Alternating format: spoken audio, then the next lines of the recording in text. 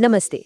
चलिए आज बात करते हैं पृथ्वी की कुछ ऐसी जगहों के बारे में जो हैं तो बहुत ही खूबसूरत पर उतनी ही नाजुक भी हैं। ये वो जगहें हैं जो हमारे ग्रह की सेहत के लिए सच में बहुत बहुत जरूरी हैं। अच्छा, तो शुरुआत करते हैं 1 नंबर से।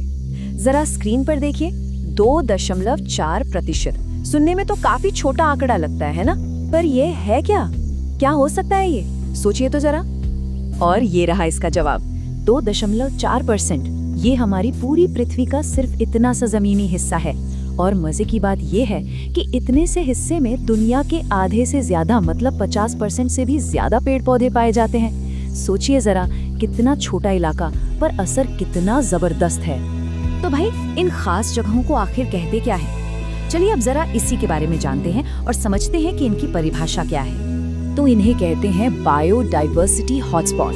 अब इसका मतलब क्या है? सीधा सा मतलब है, ये ऐसी खास जगह हैं जहां तरह तरह के पेड़ पौधे और जानवर बहुत बड़ी संख्या में होते हैं। पर एक और बात है, ये जगहें खतरे में भी हैं, जैसे जंगलों की कटाई हो रही है, प्रदूषण बढ़ रहा है, इन सब वजहों से। तो 2 चीजें याद रखनी है, ढेर सारी बायोडाइवर्सिटी और उस पर मंडराता हुआ खतरा।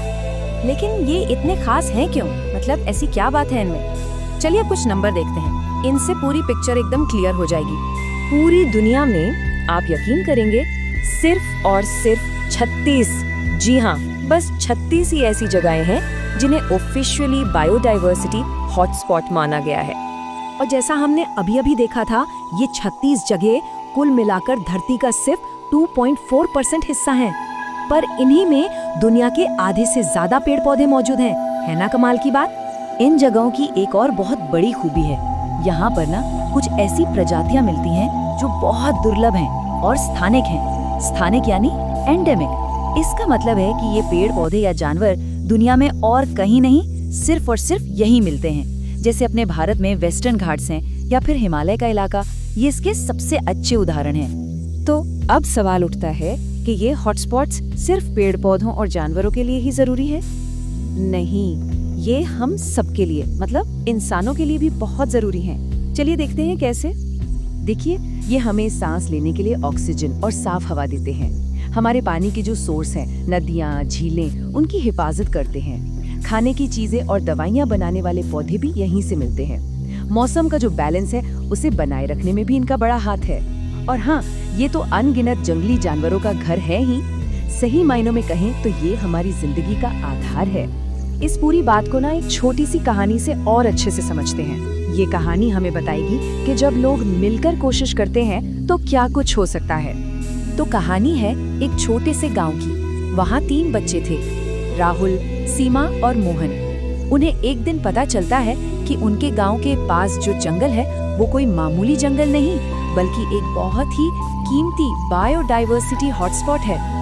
एक दिन जब वो जंगल में जाते हैं तो क्या देखते हैं कि कुछ लोग पेड़ काट रहे हैं और चारों तरफ कूड़ा कचरा फैला रहे हैं। ये देखकर राहुल को बहुत चिंता होती है और वो कहता है, अगर ये सब ऐसे ही चलता रहा ना तो ये खूबसूरत जगह तो बर्बाद हो जाएगी। तो फिर उन बच्चों ने क्या किया? उन्होंने हार नहीं मानी। उन्होंने एक छोटा सा जागरूकता अभियान चलाया, पोस्टर बनाए, गाँव वालों को समझाया और धीरे धीरे पूरे गाँव को अपने साथ जोड़ लिया। और आखिर में सबने मिलकर उस जंगल को बचाने की कसम खाई।